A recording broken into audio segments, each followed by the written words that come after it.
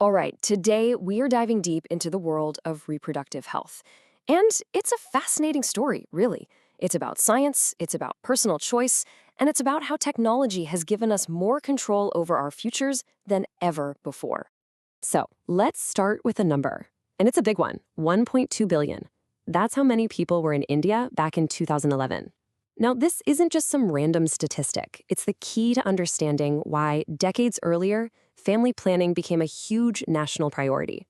It really sets the stage for this whole story of public health and societal change. So first up, we're going to connect the dots. We'll see how those deeply personal health decisions you make can actually have a massive ripple effect on a whole country. I mean, just look at the speed of this change. You go from 350 million people in 1947 to over a billion by 2001. That kind of rapid growth is exactly why India became a real pioneer, launching its family planning programs way back in 1951. The main goal? To build a healthier, more sustainable future for everyone. But here's the thing. It was never just about controlling population numbers. Not at all. The goals were so much broader. We're talking about crucial things like care for moms and babies, preventing infections, and just promoting overall sexual health. So it's really a holistic approach to well-being, you know? So, how in the world were these ambitious goals actually put into practice?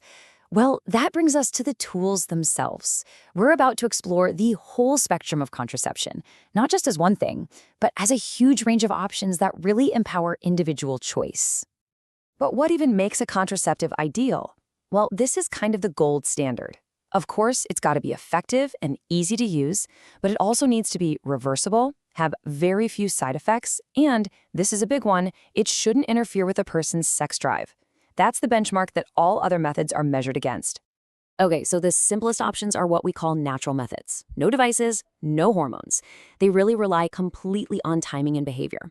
Things like avoiding intercourse during the fertile window of the menstrual cycle, or relying on that natural period of infertility that can happen during intense breastfeeding. Next up, you've got barrier methods, which, just like they sound, physically block sperm from ever reaching the egg. And here's the single most important distinction on this list. While things like diaphragms can be reused, only one method here, the condom, also protects against sexually transmitted diseases, or STDs. That is a vital piece of the puzzle when you're making a choice. Now we're going to move to methods that work inside the body. Think chemical spermicides and intrauterine devices, or IUDs. These are tiny little devices placed in the uterus that can work in different ways. Some release copper to slow down sperm, others release hormones. And it's really interesting to note, IUDs are actually the most widely accepted form of contraception in India. Hormonal methods are another huge category. You've got everything from daily pills to injections and implants that can last for a long time. There's also really cool innovation from India called Saheli, which is a non-steroidal pill you only take once a week. And of course, for those just-in-case situations, there are emergency contraceptive pills that can be used within 72 hours. For anyone looking for a permanent solution, we're talking about sterilization. For guys, a vasectomy is a pretty simple procedure that just keeps sperm out of the semen. For women, it's called a tubectomy, which is a more complex surgery that blocks the fallopian tubes so the egg can't get to the uterus.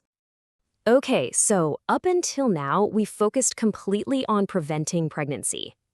But what about the technology and the laws that kick in once a pregnancy has already started? Let's totally switch gears and explore that. So one of those technologies is amniocentesis. Medically, it's an incredibly valuable tool. It lets doctors check the fetus for genetic disorders. But this technology also comes with a serious societal challenge because misusing it for sex determination is illegal, as it can lead to female feticide. And that brings us to the legal framework. Back in 1971, India passed the Medical Termination of Pregnancy Act, or the MTP Act. This was a landmark law that legalized abortion, but only under specific conditions. So, what are those circumstances? Well, the law allows for a medical termination to protect the mother's physical or mental health if there are severe fetal abnormalities, if contraception failed, or in pregnancies that are the result of rape. All right, we've covered preventing pregnancy and the legal side of things, but now let's look at the other side of the coin. What happens when the goal is to achieve pregnancy? This is where the amazing science of assisted reproductive technology, or ART, comes into play. So, assisted reproductive technology, ART, That's the big umbrella term for all the medical techniques that are used to help people conceive. I mean, this is a field that has brought so much hope and created families for countless people who've struggled with infertility. The most famous ART procedure, of course, is in vitro fertilization, IVF. To put it simply, fertilization happens in a lab. Then, depending on how developed the embryo is, it gets transferred.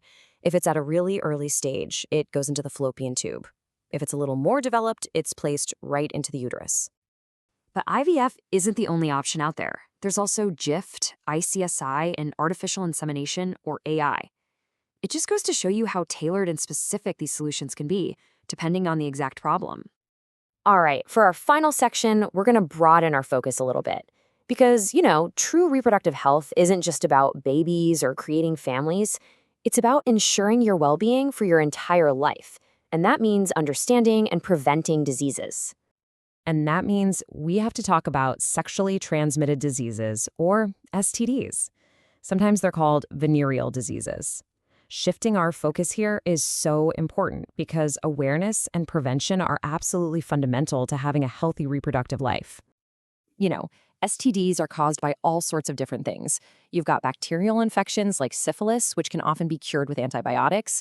Then you have viral infections like herpes and HIV, which can be managed but not always cured. There are even infections caused by tiny protozoa and fungi. Just knowing the difference is the first step toward prevention and getting the right treatment. And all of this brings us to this really powerful, all-encompassing idea. A reproductively healthy society isn't just about having body parts that work. It's about a complete state of physical, emotional, and social well-being in everything related to the reproductive system. It's about health in the absolute fullest sense of the word. So, as we wrap up, I want to leave you with this question to think about. We've gained an incredible amount of control over reproduction, right? But as this technology keeps getting more and more advanced, what new ethical questions, what new social dilemmas are we going to have to face? The science is moving so fast, and our values are definitely going to be tested. Thanks for joining me.